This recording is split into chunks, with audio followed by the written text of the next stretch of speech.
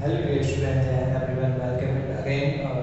Chapter number 17. Our chapter name is The Revolt of 1857. In previous part, we discussed about the coming of the traders like European, France, Dutch, Britishers. They come India for doing a trading business. After that, in second part, we discuss about the battle of the Plassey and the injustice of the Britishers. How to they injustice to the Indians. Okay. In this part, we discuss about the revolt of 1857. Big things are going on that time. The Indians are discomfortable and dissatisfied with the Britishers, and after this satisfaction, the result is revolt of 1857. And also we discuss the suppression. Suppression meaning and that time the Indians started a revolt against the Britishers, but Britishers are well trained and they suppressed the movement very cruelly. Okay, so let's go to our screen. Revolt of 1857. Revolt meaning Kranti. The revolt of 1857 is called the first war of independence. जो revolt mean क्रांति थी 1857 की, उसको independence की first war के रूप में भी जाना जाता है. It is a very important landmark in our history, और ये हमारी हिस्ट्री का एक बहुत ही इंपॉर्टेंट लैंडमार्क है.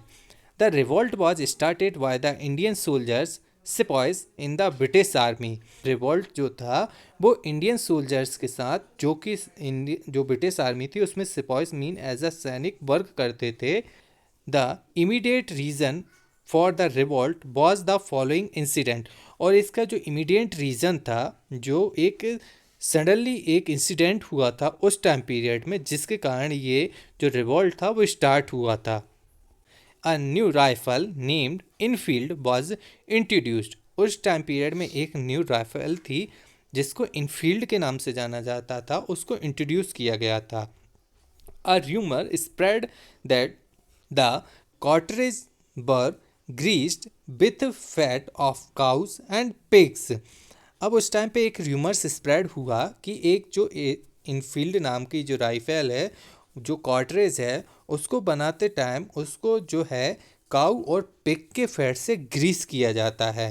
The covering of these cartridge had to be bitten off before loading the gun.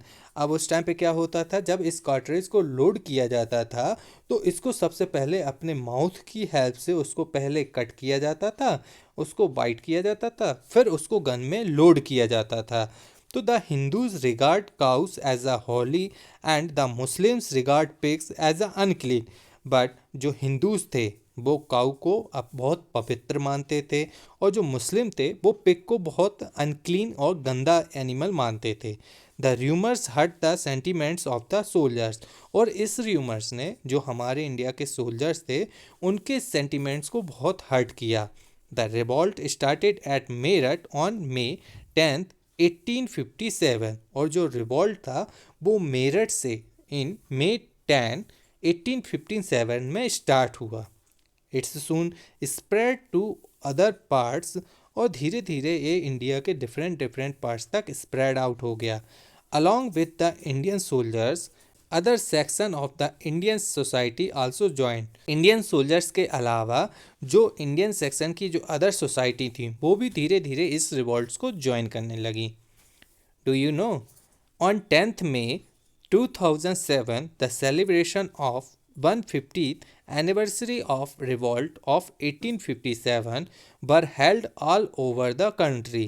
आपको पता है कि 10th May 2007 को रिवॉल्ट ऑफ 1857 की 150वीं एनिवर्सरी को ऑल ओवर द कंट्री में सेलिब्रेट किया गया था. मीन्स 10 मई 2007 को इस रिवॉल्ट को 150 ईयर्स कंप्लीट हो चुके थे. They declare Bahadur Shah Zafar as their leader. और उन्होंने बहादुर शाह जफर को एज अ लीडर डिक्लेयर कर दिया था. Other prominent leader were Tatya Tope, Nana Saheb Peshwa, Kunwar Singh, लिक्वत Ali, Rani Lakshmibai, the Hazrat Begum Hazrat Mahal of Awadh. और उनके साथ में कुछ और लीडर थे, जैसे तात्या टोपे, नाना साहेब पेशवा, कुंवर सिंह, लिक्वत अली, रानी लक्ष्मीबाई एंड बेगम हजरत महल जो कि अवध की बेगम थी, जनरल वक्त खां ईटीसी सब उनके साथ में ज्वाइन हुए गए। But the British had better trend soldiers and superior weapons. But जो ब्रिटिशर्स थे उनके पास वेल ट्रेंड सोल्जर्स थे जो आज फाइटिंग के लिए अच्छे से ट्रेनिंग किए गए थे, और उनके पास बहुत अच्छी क्वालिटी के वेपन्स भी थे।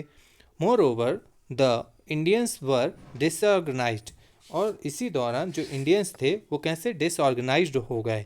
Hence they lost and the revolt was suppressed, और इसका क्या रिजल्ट हुआ कि जो इंडियंस थे वो इस रिवॉल्ट को हार गए, और इस रिवॉल्ट को क्या कर दिया गया ब्रिटिशर्स के थ्रू, सप्रेस्ड मीन होता है क्रूरतापूर्वक कुचल देना, सप्रेस्ड कर दिया गया। Suppression, the British suppressed the revolt very क्रूली।